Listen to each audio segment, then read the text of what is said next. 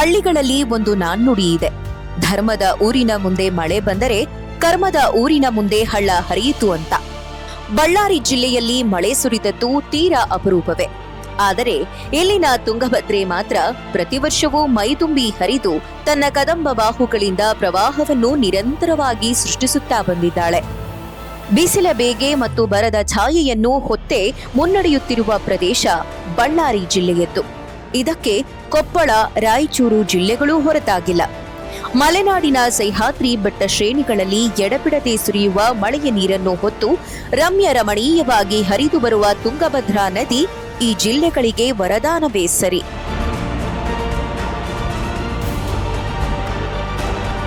ವಿಜಯನಗರವೆಂಬ ವಿಶಾಲ ಸಾಮ್ರಾಜ್ಯದ ರಾಜಧಾನಿಗೆ ಜೀವಸೆಲೆಯಾದದ್ದು ಇದೇ ತುಂಗಭದ್ರಾ ನದಿಯೇ.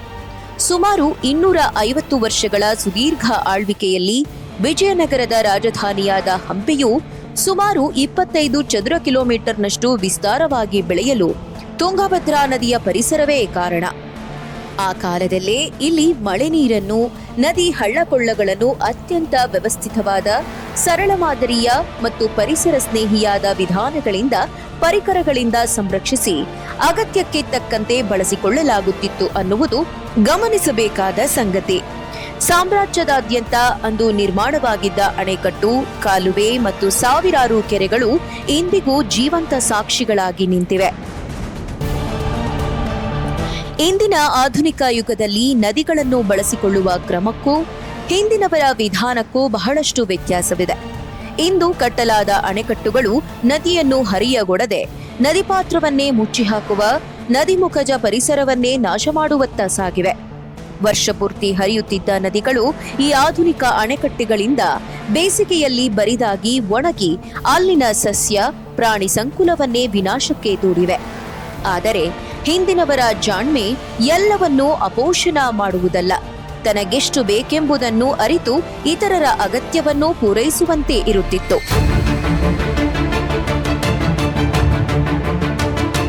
ತುಂಗಭದ್ರಾ ನದಿಗೆ ಕಟ್ಟಲಾದ ಅಂತಹ ಅಣೆಕಟ್ಟುಗಳಲ್ಲಿ ವಲ್ಲಭಾಪುರ ಅಣೆಕಟ್ಟು ಅತ್ಯಂತ ಮಹತ್ವದ್ದು. ಇದು ಇಂದಿನ ತುಂಗಭದ್ರಾ ಅಣೆಕಟ್ಟೆಯಲ್ಲಿ ಲೀನವಾಗಿದೆ. ಅದು ಅಂದಿನ ಮಟ್ಟಿಗೆ ದೊಡ್ಡ ನೀರಿನ ಸಂಗ್ರಹಗಾರವೇ.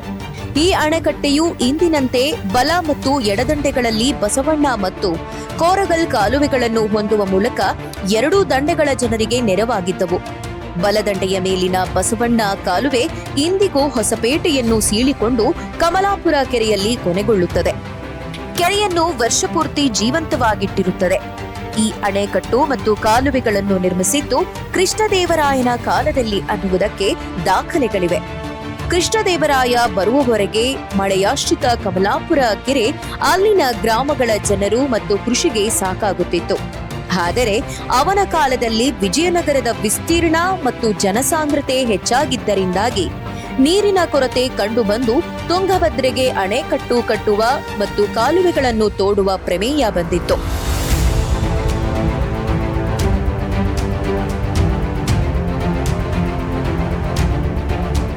ವಲ್ಲಭಾಪುರ ಅಣೆಕಟ್ಟೆಯ ನದಿಯ ಅಷ್ಟೂ ನೀರನ್ನು ಕೂಡಿ ಹಾಕಿಕೊಳ್ಳುತ್ತಿರಲಿಲ್ಲ.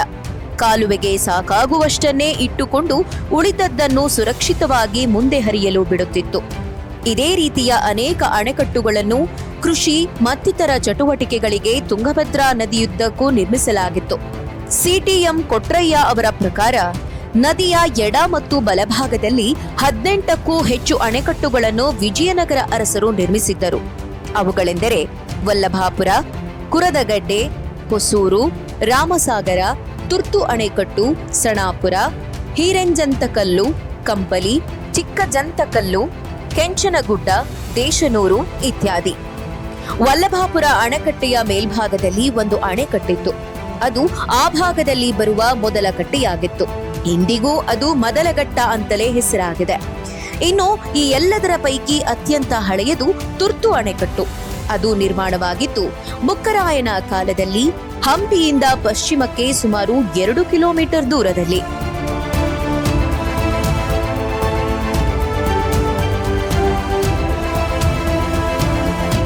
ವಿಜಯನಗರ ಅರಸರು ತಮ್ಮ ರಾಜ್ಯದಲ್ಲಿ ಕೃಷಿ ನೀರಾವರಿಗಾಗಿ ಮಳೆಯ ನೀರನ್ನು ಕೆರೆ ಕಾಲುವೆಗಳ ಮೂಲಕ ತಡೆದಿಟ್ಟುಕೊಂಡು ಬಳಸಿಕೊಳ್ಳುವ ಒಂದು ಅತ್ಯಂತ ಸುಸಜ್ಜಿತ ವ್ಯವಸ್ಥೆ ಮಾಡಿಕೊಂಡಿದ್ದರು. ನದಿ ನೀರನ್ನು ಬಳಸಿಕೊಳ್ಳುತ್ತಿದ್ದ ಅವರ ಕ್ರಮವು ಅನನ್ಯವಾದದ್ದು. ಅವರ ಪ್ರಯತ್ನದಿಂದ ಅನೇಕ ಅಣೆಕಟ್ಟುಗಳು 500 ವರ್ಷಗಳ ಹಿಂದೆಯೇ ನಿರ್ಮಾಣವಾಗಿವೆ. ಆದರೂ ಅವರು ಬಳಸಿದ ಪರಿಸರ ಸ್ನೇಹಿ ತಂತ್ರಜ್ಞಾನಗಳಿಂದಾಗಿ ಇಂದಿಗೂ ಜೀವಂತವಾಗಿದ್ದು ಈ ಭೂಭಾಗವನ್ನು ಹಸಿರಾಗಿಸಿವೆ.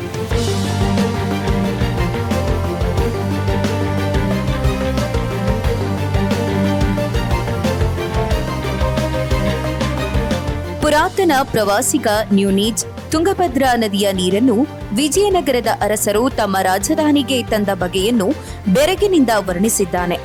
ಅವರ ಮಾತುಗಳಲ್ಲೇ ಹೇಳುವುದಾದರೆ, ಈ ನಗರವನ್ನು ಬೆಳೆಸುವ ಮತ್ತು ರಾಜ್ಯದಲ್ಲಿಯೇ ಅತ್ಯುತ್ತಮವಾಗಿಸುವ ಇಚ್ಛೆಯುಳ್ಳ ರಾಜ ಹಾಗೆ ಮಾಡುವುದಕ್ಕೆ ಅತ್ಯಗತ್ಯವಾದದ್ದು ನೀರಿನ ಸರಬರಾಜು ಅನ್ನುವುದನ್ನ ಮನಗಂಡು 5 ಹರದಾರಿ ದೂರವಿದ್ದ ದೊಡ್ಡ ನದಿಯನ್ನು ನಗರಕ್ಕೆ ತರಲು ನಿರ್ಧರಿಸಿದ. ನದಿಗೆ ದೊಡ್ಡ ಬಂಡೆಗಳಿಂದ ಒಡ್ಡು ಕಟ್ಟಿ ಅದನ್ನು ಮಾಡಿಯೂ ಬಿಟ್ಟ. ಒಂದು ಕಥೆಯಂತೆ ಅವನು ಅದರೊಳಗೆ ಎಂಥ ದೊಡ್ಡ ಕಲ್ಲು ಎಸೆದನೆಂದರೆ ತನಗೆ ಬೇಕಾದ ದಿಕ್ಕಿಗೆ ನದಿ ಹರಿಯುವಂತೆ ಮಾಡಲು ಅದೊಂದೇ ಸಾಕಾಯಿತು. ರಾಜ್ಯದಲ್ಲಿದ್ದ ಅನೇಕ ಆನೆಗಳಿಂದ ಆ ಕಲ್ಲನ್ನು ಅಲ್ಲಿಗೆ ಎಳೆದು ತರಲಾಗಿತ್ತು. ಹೀಗೆ ತಿರುಗಿಸಲಾದ ನೀರನ್ನು ಅವನು ತನಗೆ ಮನಸ್ಸಿಗೆ ಬಂದ ನಗರದ ಭಾಗಗಳಿಗೆ ಒಯ್ದ.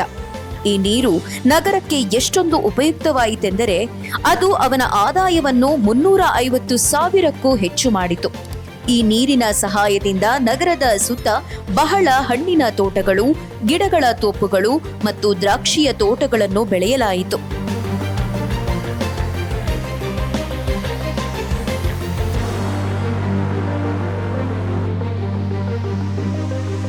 ಇದು ತುಂಗಭದ್ರೆಗೆ ಅಣೆಕಟ್ಟನ್ನು ಕಟ್ಟಿ, ಕಾಲುವೆ ತೋಡಿಸಿ, ಅದರ ಮೂಲಕ ನೀರನ್ನು ಹರಿಸಿ, ನಗರವನ್ನು ಬೆಳೆಸಿ ವಿಸ್ತರಿಸಿದ ಮಹತ್ತರ ಸಂಗತಿ.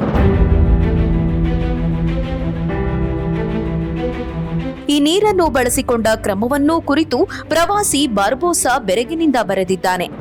ರಾಜನು ಸುಂದರವಾದ ಹಾಗೂ ದೊಡ್ಡದಾದ ಅರಮನೆಗಳನ್ನು ಕಟ್ಟಿಸಿದ್ದಾನೆ. ಅಲ್ಲಲ್ಲಿ ಅನೇಕಾನೇಕ ಅಂಗಳಗಳಿವೆ. ಈ ಅಂಗಳಗಳಲ್ಲಿ ಅನೇಕ ದಿಬ್ಬಗಳು, ಕೊಳಗಳು, ಹೂಗಿಡಗಳೂ ಇವೆ. ಕೊಳಗಳಲ್ಲಿ ಹೇರಳವಾಗಿ ಮೀನು ಸಾಕುತ್ತಾರೆ. ಮರಗಳಿಂದಲೂ ಹೂಗಿಡಗಳಿಂದಲೂ ತುಂಬಿದ ತೋಟಗಳಿವೆ. ಕೊಳಗಳಲ್ಲಿ ಸ್ತ್ರೀಯರು ನಿತ್ಯವೂ ಸ್ನಾನ ಮಾಡಿ ವಾದ್ಯ ಬಾರಿಸಿ ಹಾಡಿ ನಲಿಯುತ್ತಾರೆ ಅಂತ ಉದ್ಘರಿಸಿದ್ದಾನೆ ಅವನು. ಡೊಮಿಂಗೋ ಪೇಸ್ ಅನ್ನುವ ಇನ್ನೊಬ್ಬ ಪ್ರವಾಸಿ, ರಾಜನ ಅರಮನೆಯ ಹತ್ತಿರವೇ ತೆಂಗಿನ ತೋಪು ಮತ್ತು ಇತರ ಸಂಪದ್ಭರಿತ ಹಣ್ಣಿನ ಗಿಡಗಳುಳ್ಳ ತೋಟಗಳು ಇವೆ. ಅವುಗಳಲ್ಲಿ ಬಹುಮಟ್ಟಿಗೆ ಇರುವುದು ಮಾವು, ಅಡಿಕೆ, ಹಲಸು ಮತ್ತು ಅನೇಕ ನಿಂಬೆ, ಕಿತ್ತಳೆ ಗಿಡಗಳು ಅಂತ ಬರೆದಿದ್ದಾನೆ. ಇದು ಅಂದಿನವರು ಹಮ್ಮಿಕೊಂಡ ನೀರಿನ ವ್ಯವಸ್ಥಿತ ಬಳಕೆಯ ಕ್ರಮ.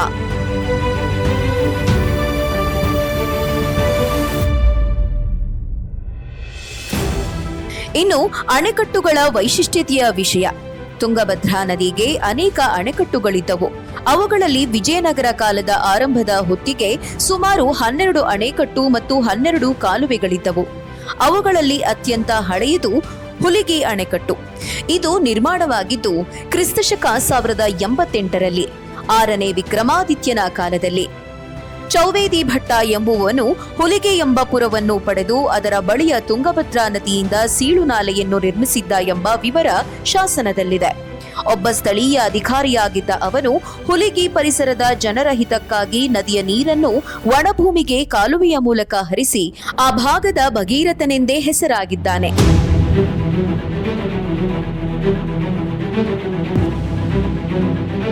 ವಿಜಯನಗರ ಅರಸರ ಕಾಲದ ಅತ್ಯಂತ ಹಳೆಯ ಅಣೆಕಟ್ಟು ಅಂದರೆ ತುರ್ತು ಅಣೆಕಟ್ಟು. ಇದು ಪಟ್ಟಣದ ಪ್ರಮುಖ ಉಪನಗರಗಳಾದ ವಿರೂಪಾಕ್ಷಪುರ, ಕೃಷ್ಣಾಪುರ, ಅಚ್ಯುತಾಪುರ, ವಿಠಲಾಪುರ ಮತ್ತು ನಿಂಬಾಪುರಗಳಲ್ಲಿ ವಾಸಿಸಿದ್ದ ಜನರಿಗೆ ನೀರುಣಿಸುತ್ತಿತ್ತು. ಇದರ ನಿರ್ಮಾಣಕ್ಕೆ ಆಯ್ದುಕೊಂಡ ಜಾಗ ಅಂದಿನ ಜನರ ತಾಂತ್ರಿಕ ಜ್ಞಾನದ ಸಂಕೇತ. ಹಂಪೆಯ ಬಳಿ ಆಳವಾಗಿ ಹರಿಯುವ ನದಿಯು ಮೇಲ್ಭಾಗದಲ್ಲಿ ಅಷ್ಟೇನೂ ಆಳವಿಲ್ಲದೆ ಕವಲು ಕವಲಾಗಿ ಮತ್ತು ವಿಸ್ತಾರವಾಗಿ ಹರಿಯುತ್ತದೆ. ಇಂತಹ ಸೂಕ್ತ ಸ್ಥಳವನ್ನು ಆಯ್ದುಕೊಂಡದ್ದು ಪ್ರಾಚೀನರ ತಾಂತ್ರಿಕ ಕೌಶಲ್ಯವೇ ಸರಿ. ಈ ಅಣೆಕಟ್ಟು ಬೃಹತ್ ಗಾತ್ರದ ಅಣೆಕಟ್ಟೆಯೇನೂ ಅಲ್ಲ. ಇದರ ಎತ್ತರ ಕೇವಲ 5-6 ಅಡಿಗಳಷ್ಟು ಮಾತ್ರ. ಅಲ್ಲದೆ ಆಧುನಿಕ ಅಣೆಕಟ್ಟಿನಂತೆ ಇದು ಇಡೀ ನದಿಯನ್ನು ಆವರಿಸಿಲ್ಲ. ನೀರಿನ ಹರಿವನ್ನು ಗಮನಿಸಿ ಭೂಮಿಯ ಮಟ್ಟವನ್ನು ಆಧರಿಸಿ ಅಲ್ಲಲ್ಲಿ ಕಣಿವೆ, ಕಲ್ಲು ಬಂಡೆಗಳ ಮಧ್ಯದ ಕೋರಕಲ್ಲುಗಳಲ್ಲಿ ಹರಿಯುವ ನೀರಿಗೆ ಅಷ್ಟೇನೂ ಉದ್ದವಿರದ ಸಣ್ಣ ತಡೆಗೋಡೆಗಳನ್ನು ನಿರ್ಮಿಸಿದ್ದಾರೆ. ಇಂತಹ ಸುಮಾರು 15ಕ್ಕೂ ಹೆಚ್ಚು ತಡೆಗೋಡೆಗಳನ್ನು ನದಿಯುದ್ದಕ್ಕೂ ನಿರ್ಮಿಸಿದ್ದಾರೆ. ಬಲದಂಡೆಯ ಅಂಚಿನಿಂದ ಆರಂಭಗೊಂಡು ನದಿಯ ಮಧ್ಯದವರೆಗೂ ಇಂತಹ ಅಣೆಕಟ್ಟುಗಳು ಮುಂದುವರಿಯುತ್ತಾ ಸಾಗಿವೆ. ಈ ಅಣೆಕಟ್ಟು ಇಂದಿನ ಅಣೆಕಟ್ಟುಗಳಂತೆ ಎಲ್ಲ ನೀರನ್ನು ಒಟ್ಟಿಗೆ ಕೂಡಿ ಹಾಕೋದಿಲ್ಲ. ಕಾಲುವೆಗೆ ಬೇಕಾದಷ್ಟು ನೀರನ್ನು ಮಾತ್ರ ಸಂಗ್ರಹಿಸಿ ಹರಿಸುತ್ತದೆ. ಹೆಚ್ಚಾದ ನೀರನ್ನು ನದಿಗೆ ಹರಿಸಿ ವರ್ಷದುದ್ದಕ್ಕೂ ನದಿಯನ್ನು ಜೀವಂತವಾಗಿರಿಸುವಂತಿದೆ. ಅಲ್ಲದೆ ಮುಂದಿನ ಅಣೆಕಟ್ಟುಗಳ ಬಳಕೆಗೂ ಅನುವು ಮಾಡಿಕೊಡುತ್ತೆ. ಈ ಹಿನ್ನೆಲೆಯಲ್ಲಿಗೆ ತುಂಗಭದ್ರಾ ನದಿಯುದ್ದಕ್ಕೂ 12ಕ್ಕೂ ಹೆಚ್ಚು ಅಣೆಕಟ್ಟುಗಳು ಮತ್ತು 16ಕ್ಕೂ ಹೆಚ್ಚು ಕಾಲುವೆಗಳು ನಿರ್ಮಾಣವಾಗಿರುವುದನ್ನು ಗಮನಿಸಬಹುದು.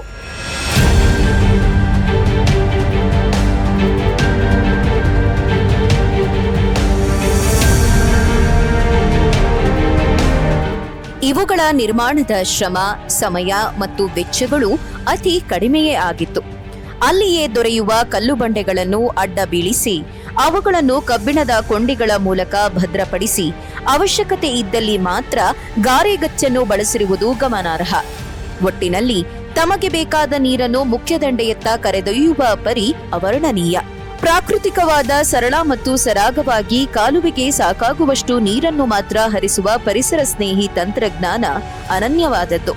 ಇದರಿಂದ ಎಂತಹ ಪ್ರವಾಹದಲ್ಲೂ ಕಾಲುವೆಗಳಿಗೆ ತೊಂದರೆಯಾಗುವುದಿಲ್ಲ. ಇಂದಿನ ಅಣೆಕಟ್ಟುಗಳು ಹೂಳಿನ ಸಮಸ್ಯೆಯ ಆಗರಗಳೇ ಆಗಿವೆ. ಆದರೆ ವಿಜಯನಗರ ಕಾಲದ ಈ ಅಣೆಕಟ್ಟುಗಳಲ್ಲಿ ಹೂಳಿನ ಸಮಸ್ಯೆಯೇ ಎದುರಾಗದಿರುವುದು ನಿಜಕ್ಕೂ ವಿಶೇಷ. ಇದಕ್ಕೆ ಕಾರಣ ಅವರು ಅನುಸರಿಸಿದ ನಿಸರ್ಗದತ್ತ ಬಂಡೆಗಳ ಬಳಕೆ ಹಾಗೂ ಅವುಗಳಿಗೆ ಹೆಚ್ಚಾಗಿ ಗಾರೆಗಚ್ಚು ಬಳಸದೆ ಬಂಡೆಗಳ ಸಂದುಗಳಲ್ಲಿ ನೀರು ಒಸರುವಂತೆ ಮಾಡಿರುವುದು.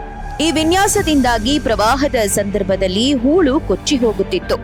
ಈ ಕಟ್ಟೆಗಳಿಗೆ ತೂಬುಗಳ ಅಗತ್ಯವೇ ಇರದಿದ್ದರಿಂದ ಹೆಚ್ಚುವರಿ ನೀರು ಸರಾಗವಾಗಿ ಹರಿದು ಅಣೆಕಟ್ಟುಗಳೇ ಕೋಡಿಗಳು ಆಗಿದ್ದದ್ದು ಇನ್ನೊಂದು ವಿಶೇಷ.